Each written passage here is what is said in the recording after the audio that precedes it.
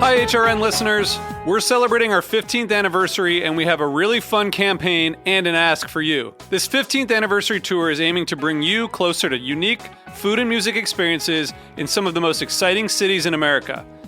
All the while, we're raising funds to support our work empowering the next generation of food system storytellers through our fellowship programs. Here's how it works. Donate to HRN and be entered into a raffle in the city of your choice to win a dinner for two at a noteworthy restaurant and tickets for two to a concert at a prominent local venue. We have incredible partners in New York, Los Angeles, Philadelphia, Nashville, Las Vegas, Charleston, Asheville, and Ardmore, Pennsylvania, who have donated a meal for two and two tickets to a concert of the winner's choice. And all donations help fund our fellowship programs, where we're helping to build essential workforce readiness skills and food system storytelling skills. Check out heritageradionetwork.org/15 to donate and enter to win today. That's heritageradionetwork.org/15. Thank you. To speak on behalf of this year's pantry winners for her Muhammara, Nadia Hubbi of Sweet Pillar.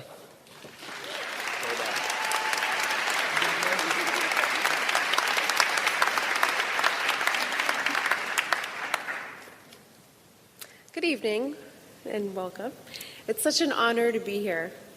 I'm not going to talk about my product Muhammara, which is a roasted red pepper spread, specifically, but I do want to talk about the journey that led me to it. My story starts in Syria, a small, charming country in the Middle East. My mother, who's never lived outside her parents' home and didn't speak a word of English, traveled across the Atlantic with her two daughters, one of them was me, to build a future with my father and pursue the American dream. America is my home, but Syria lived well within my walls, and food was a huge part of that. When my mother missed her family, which was often in her home, she recreated a piece of that through her cooking. As I grew older and I started my own family, I wanted to sustain that, and so I started my company, Sweet Pillar. Syria was a beautiful, commercially untouched, flourishing country. I've had some of the most delicious meals of my life there, and as an adult, I now realize why the flavors of that country stood out so well in my memory, and that's because they were all fresh, local, and seasonal ingredients.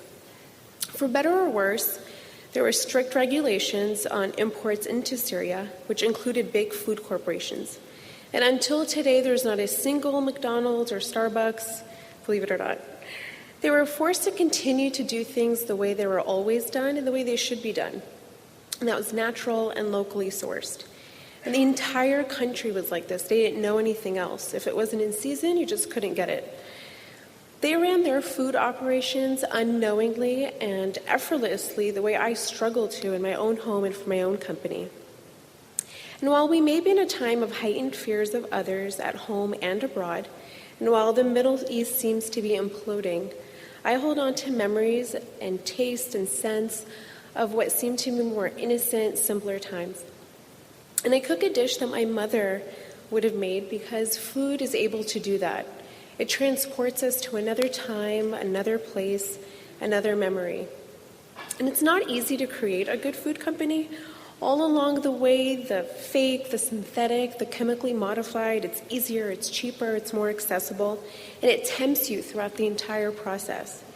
So I applaud everyone here today, the organizers, the finalists, the winners, the supporters, for putting this together to raise awareness and to celebrate those that have passed a test to say no to bad food and to stay true to their story.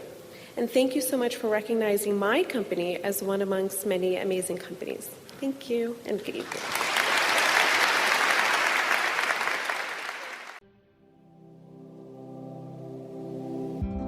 Hey there, I'm Lee Ullman here with some big news from the National Young Farmers Coalition. We're partnering with Heritage Radio Network on a special season of The Farm Report. It's all about what's happening with the Farm Bill and how it impacts farmers and eaters. I am growing diversified vegetables on land that's been in our family for 150 years. And so with the pandemic, gentrification, property values going up, we had to sell the land and we lost it. Join us as we uncover the untold stories behind this massive piece of legislation that shapes how we grow our food, what we eat, and so much more. The problems we have had, those are things that come from earlier Farm Bill and USDA policy, right? Like Earl Butts, get big or get out. It's my responsibility to know not only what I'm eating, but then like how that all came to be, and realize like, wow, like this piece of legislation, all this money, like it's technically something that I support as a taxpayer. While Congress debates the next Farm Bill, this is not just an invitation to listen. It's a call to action. Be part of the conversation. Subscribe to the Farm Report on Heritage Radio Network, wherever you listen to podcasts.